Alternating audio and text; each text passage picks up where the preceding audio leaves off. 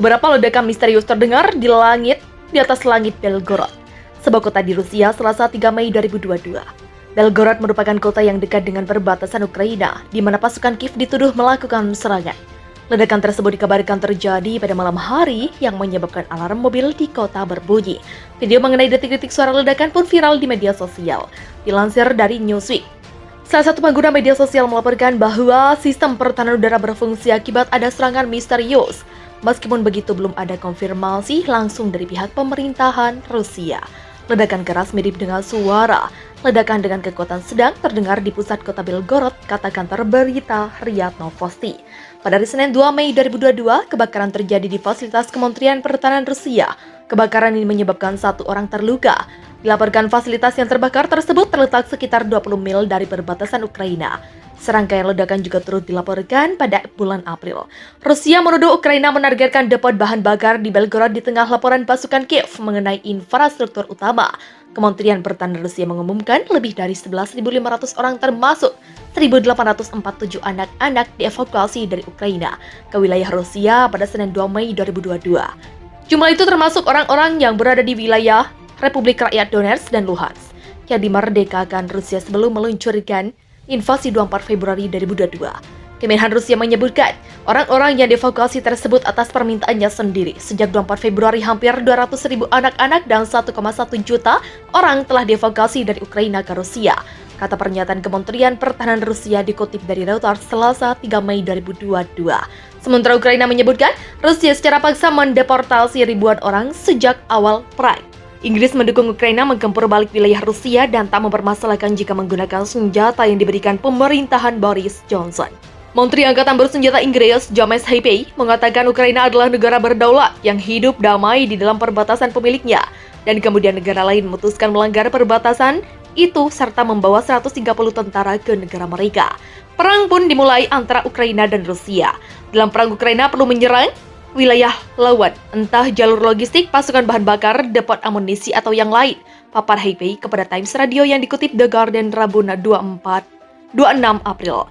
Lebih lanjut, ia mengatakan benar-benar sah bagi Ukraina menargetkan wilayah Rusia untuk mengganggu logistik yang jika tidak diganggu akan berdampak pada kematian dan pembantaian di Ukraina. Heipey juga tak mempermasalahkan jika pasukan Ukraina menggunakan senjata yang digunakan untuk menggempur balik Rusia.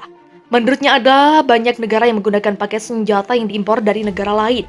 Ketika paket persenjataan kami digunakan, kami cenderung tak menyalahkan negara yang memproduksinya. Anda menyalahkan negara yang mengeluarkan, ucap Heipey lagi. Ukraina lanjutnya akan punya kesempatan untuk mengusir pasukan Rusia. Merespon komentar Heipey, Rusia memperingatkan Inggris jika mereka terus membantu Ukraina, maka akan ada tanggapan proporsional secepat mungkin. Rusia terus mengintensifkan serangan di timur Ukraina atau disebut Perang Fase 2. Heipey punya penilaian sendiri soal manuver militer Kremlin itu. Jauh lebih seimbang, Ukraina punya keuntungan dari posisi pertahanan yang sudah dipersiapkan selama 8 tahun terakhir. Dan itu akan membuat Rusia kewalahan, katanya. Dukungan dari berbagai negara juga bisa menjadi amunisi bahwa Ukraina berhasil mengalahkan pasukan Rusia. Lanjutnya, sebelumnya Heipey mengatakan Presiden Rusia Vladimir Putin bertekad mengklaim kemenangan sebelum perayaan Hari Besar Rusia pada 9 Mei. Rencana itu katanya jelas menekan secara waktu dan bisa jadi Rusia justru membuat kesalahan. Tekanan politik Putin dan keangkuhan yang ditunjukkan, keinginannya untuk berdiri di tangga Kremlin pada 9 Mei dan menjadi pahlawan, berarti ribuan nyawa Rusia akan hilang dan Rusia akan rugi. Papar Heipey, Ukraina tengah memasuki musim hujan dan kondisi ini disebut tak kondusif untuk manuver berat pasukan Rusia. Depot bahan bakar di kota Bryansk, Rusia dekat perbatasan dengan Ukraina terbakar. Senin 25 April dini hari. Kementerian Layanan Darurat Rusia menyebutkan, sejauh ini belum ada indikasi kebakaran dipicu serangan Ukraina. Ini berbeda dengan serangan serupa pekan lalu. Rusia menuduh Ukraina melancarkan serangan yang mengincar pemukiman warga hingga melukai 7 orang. Serangan dilakukan menggunakan artileri maupun rudal yang ditembakkan dari helikopter. Bryansk merupakan kota pusat administrasi berjarak 154 km timur laut berbatasan Ukraina, yakni di wilayah Sumy dan Chernihiv. Kota itu juga berjarak sekitar 380 km dari Moskow. Seperti diberitakan, tentara Ukraina menyerang sebuah desa di Rusia dekat perbatasan kedua negara pada awal pekan lalu. Serangan terhadap desa Golovskina, Provinsi Belgorod, itu dikonfirmasi pejabat setempat.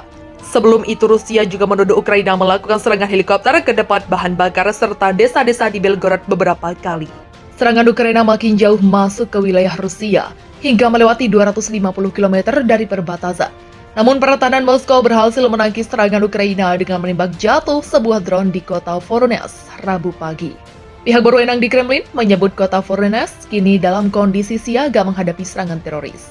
Kota Voronezh memiliki populasi lebih dari 1 juta orang dan merupakan pusat strategis utama. Sistem pertahanan udara mendeteksi dan berhasil menghancurkan UAV pengintai berukuran kecil di langit dekat Voronezh, tulis Gubernur Alexander Gusev di Telegram. Dia memberi jaminan bahwa tidak ada ancaman bagi kehidupan dan kesehatan penduduk di kawasan itu. Gubernur tidak merinci asal drone itu, tetapi berapa bagian wilayah Voronezh telah berada dalam siaga teroris yang tinggi sejak 11 April karena kemungkinan tindakan dari Ukraina. Pada hari Senin, 2 drone yang tampaknya dioperasikan oleh Kiev ditembak jatuh di dekat wilayah Kursk. Salah satu drone yang ditembak jatuh adalah UAV Bayraktar buatan Turki yang biasa digunakan Ukraina.